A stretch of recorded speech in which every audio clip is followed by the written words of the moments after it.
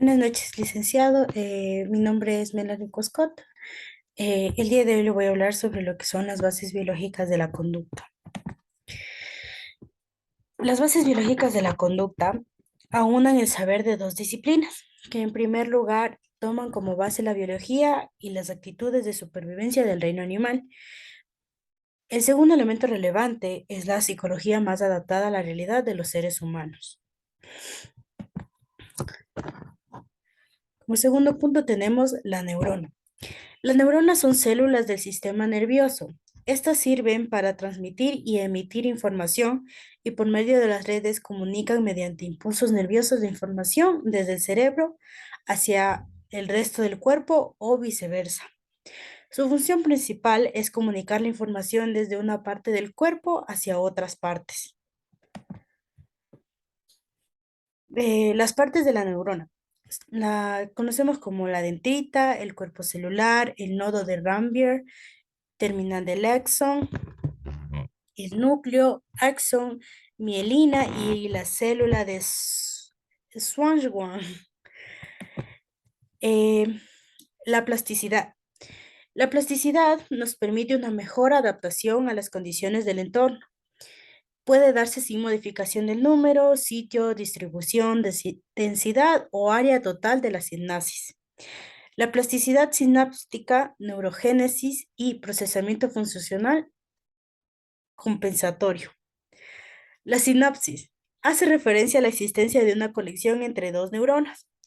La sinapsis está compuesta por tres componentes principales, entre los que encontramos parte de ambas neuronas en interrelación, que son la neurona presináptica, espacio sináptico y la neurona postsináptica. El sistema nervioso central está conformado por el cerebro y la médula espinal, que los mismos están conectados, los cuales se desempeñan como el centro de procesamiento principal para todo el sistema nervioso y controlan absolutamente todas las funciones del cuerpo. Partes del sistema nervioso. Tenemos el encéfalo. Se encuentra dentro del cráneo y forma parte del sistema nervioso central. Desde este órgano se controlan la mayoría de las actividades vitales, como son el sueño, el tener sed, el hambre y otras actividades. Y de igual manera controlan las emociones, que son la alegría, la tristeza, el amor y las diferentes emociones que podamos llegar a tener. Las funciones del encéfalo son principalmente controlar el organismo, generar pensamiento, estado de ánimo, conciencia y otras. También analiza los estímulos externos e internos que realizan una respuesta. El encéfalo está conformado por el cerebro, el cerebelo y el tronco del encéfalo. Como segundo tenemos el cerebro. El cerebro controla absolutamente todo lo que piensas y sientes, cómo aprendes y recuerdas y la forma en que nosotros nos movemos. También controla muchas cosas de las que apenas te das cuenta, como el latido del corazón y la digestión de la comida. El cerebro se divide en cuatro partes, que son el prosencéfalo, el telencéfalo, el mesencéfalo y el rombencéfalo. El cerebelo. El cerebelo procesa la información proveniente de otras áreas del cerebro, de la médula espinal y de los receptores sensoriales con el fin de indicar el tiempo exacto para realizar movimientos coordinados y suaves del sistema muscular esquelético. Las funciones del cerebelo es mantener el equilibrio, coordinar el movimiento, coordinar la visión y el aprendizaje motor. El tallo cerebral se encarga de dar paso a la información que viene y va hacia el cerebro, el cerebelo y de igual manera la médula espinal. Asimismo, interviene en la conciencia, en el sueño, el control cardíaco, la respiración y además colabora con el trabajo de los nervios craneales. La médula espinal. La médula espinal conecta el cerebro con los nervios de la mayor parte del cuerpo.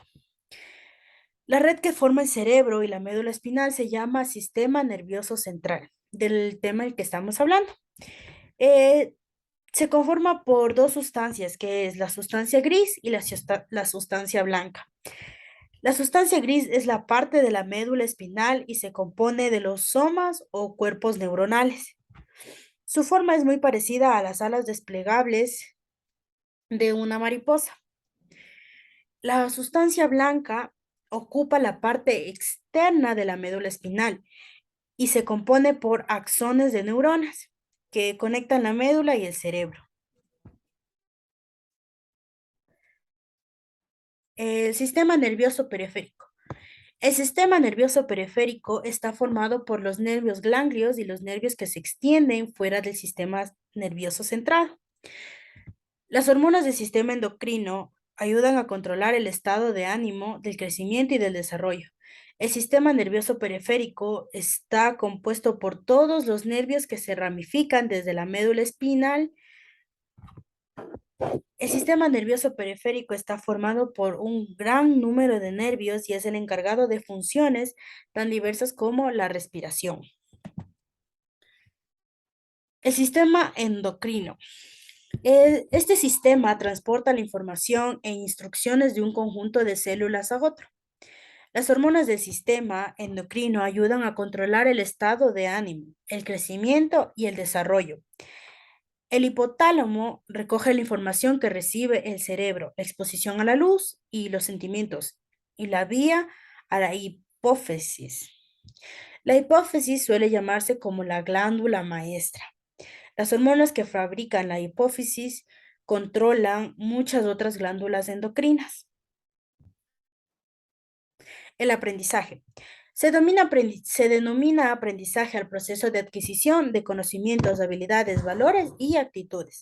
El aprendizaje humano se vincula con el desarrollo personal y se produce de la mejor manera cuando el sujeto se encuentra motivado.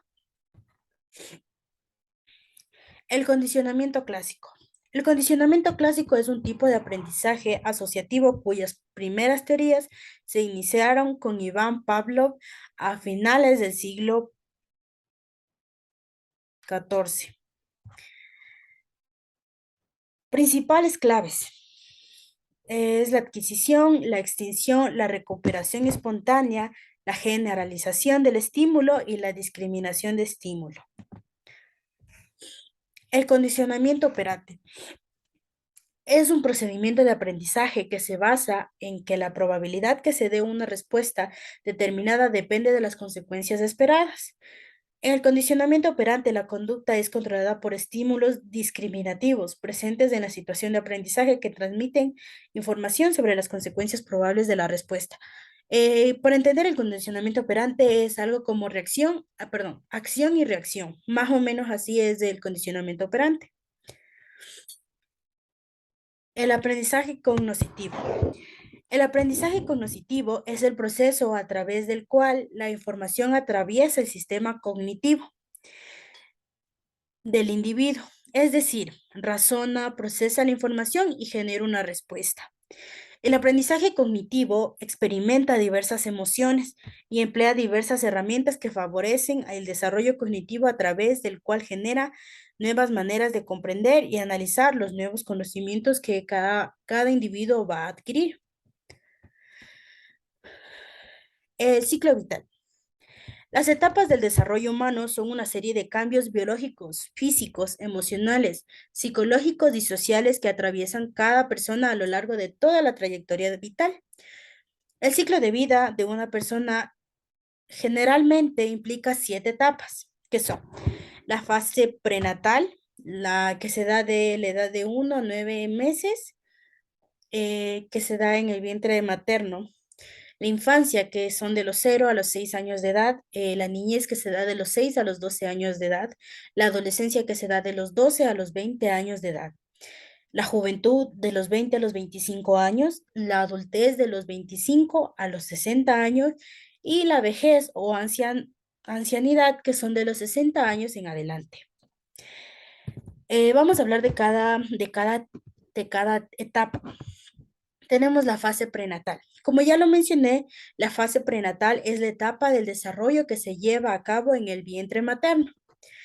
La infancia, que es de los 0 a los 6 años de edad, es la fase de desarrollo caracterizado por el aprendizaje de capacidades y habilidades psicomotrices, así como el lenguaje. La niñez, que se da de los 6 a los 12 años de edad. Es aquí donde adquieren las habilidades psicosociales y emocionales fundamentales para un desarrollo saludable y se asienten las bases de lo que será el individuo en el futuro. Otras características se lo podría decir como el desarrollo de habilidades cognitivas, que son la asociación de ideas, los reconocimientos de colores, las formas y estructuras. La adolescencia, que se da de los 12 a los 20 años de edad. La adolescencia es la etapa del desarrollo humano marcado por los cambios hormonales y físicos que determinarán la madurez sexual del individuo.